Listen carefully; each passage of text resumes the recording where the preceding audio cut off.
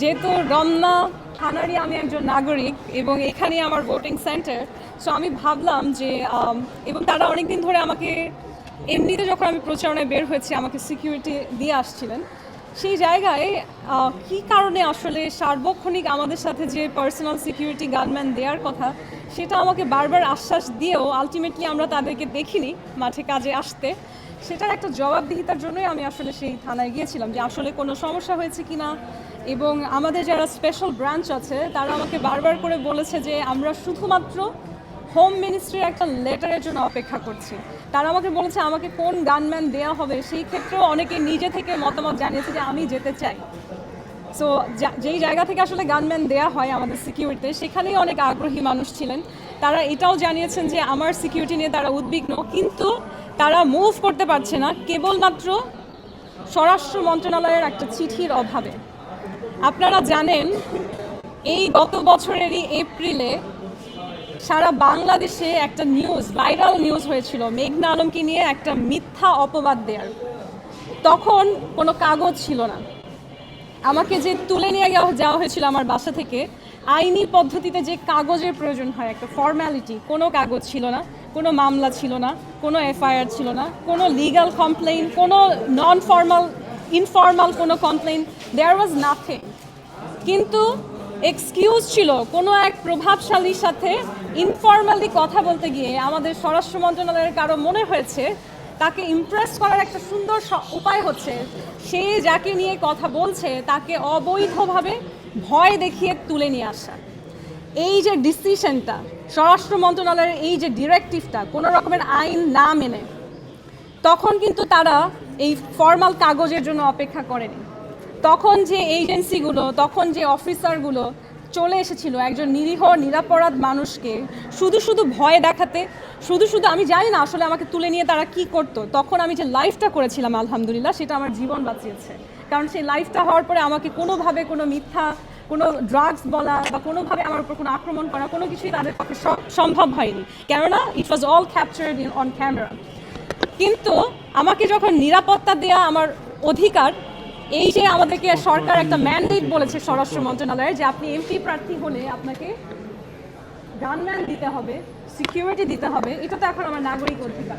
এটা যখন দেওয়ার সময় এসেছে তখন সেই একই স্বরাষ্ট্র মন্ত্রণালয় কাগজটা ইস্যু করতে পারছে না, তখন সেই একই এজেন্সিগুলো কাগজের অভাবে মুভ করতে পারছে না। তাহলে আমরা কি দেখলাম, আমাদের সমাজে যাদের কাছে মানি থাকে, মাসল পাওয়ার থাকে, যাদের কাছে হার্ড পাওয়ার থাকে, তাদের আসলে আইন মানার কোনো প্রয়োজন হয় না। তারা হচ্ছে মৌখিক কথাতেই অনেক আইন ভঙ্গ করেও পার পেয়ে যায়। অথচ সাধারণ মানুষ, একজন নারী, এখন আমি সাধারণও বলবো না, এখন আমি বৈধভাবে একজন এমপি প্রার্থী, আমি জয়ী হই বা না হই, যেই ফর্মাল প্রসিডিউরে যেই জায়গাতে একজন এমপি প্রার্থীর যে সম্মানটা পাওয়ার কথা সেটা কিন্তু পাওয়া আমার নাগরিক অধিকার। সেই জায়গাতে আমাদেরই যারা স্বরাষ্ট্র মন্ত্রণালয়, যার কাজ দেশের নাগরিককে সুরক্ষা দেয়া, তারা কোনো এক বিদেশির কথায়, এখন যদি আমি পজিশন কম্পারিজন করি, হ্যাঁ, একজন রাষ্ট্রদূতের সাথেও কম্পেয়ার করি, এই মুহূর্তে আমি দেশের একজন এমপি ক্যান্ডিডেট, আমার দেশের মানুষকে তার পজিশনের জন্য সম্মান দেখানো হয় না, কিন্তু বিদেশের মানুষ যদি কিছু একটা বলে তাহলে আমরা সেটা নিয়ে খুব তৎপর হয়ে যাই, না, আমরা অতি তৎপর হয়ে যাই। আমরা যখন আধিপত্য নিয়ে কথা বলি, বিদেশি আধিপত্য, একটা দুইটা দেশ বললে হবে না, আগে আমাদের নিজেদের ভেতরের কভার্ড রেসিজম দূর করতে হবে। আমরা যে নিজেদের চেয়ে বিদেশিদেরকে উৎকৃষ্ট মনে করি এবং তাদের কথায় সব কিছু ধরেই নেই যে তারা সবাই হচ্ছে সদা সত্যবাদী এবং আমাদের দেশের নাগরিকদেরকে সুরক্ষা দেয় না, এই জায়গাটা থেকে নিজেদেরকে সংস্কার করতে হবে। সো আমার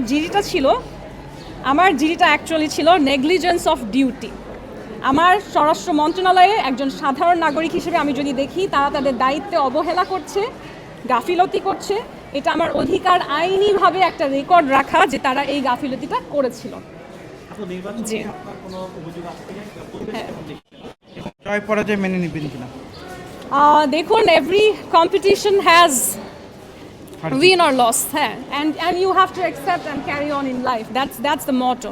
কিন্তু যে আসনে আপনারা প্রচারণা করেন অনেক বছর ধরে, আপনারা জানেন যে আসনে নারীরা ভয়ে, নিরাপত্তার অভাবে নির্বাচনের মাঠে আসে না, যেখানে শুধুমাত্র শক্তিশালী হেভিওয়েট পুরুষ প্রতিদ্বন্দ্বী দেখে এটার কনসিকুয়েন্স কি হবে আমি ভোটে দাঁড়ালে, এইটা ভেবেই যেই জায়গায় নারীরা অংশগ্রহণ করে না, সেইখানে এমন একটা সময়ে যখন দেশে মাত্র 3-4%, almost negligible, almost like it doesn't even count, এত সীমিত সংখ্যক নারী অংশগ্রহণ করেছে নির্বাচনে, সেই জায়গায় যে আমি সাহস করে দাঁড়িয়েছি, আমার মনে হয় এটাই অনেক বড় ভিক্টরি।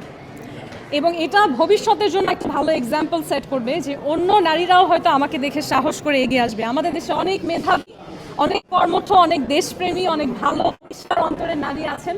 শুধুমাত্র নিরাপত্তার অভাবে, শুধুমাত্র সাহসের অভাবে কিংবা পারিপার্শ্বিক যে সাপোর্ট সেটার অভাবে তারা নির্বাচনে আসে না। সো আমি তো আসলে ক্যামেরার সামনের মানুষ না, আমার যে জনপ্রিয়তা আসলে রাজনীতির ময়দানেও নেই, মিডিয়াতেও নেই, আমি একজন সাধারণ নাগরিকই ছিলাম। সেই জায়গা থেকে যে আমি নির্বাচনে আসতে পেরেছি, আমার মনে হয় এটা অনেকের জন্য একটা এক্সাম্পল সেট করবে।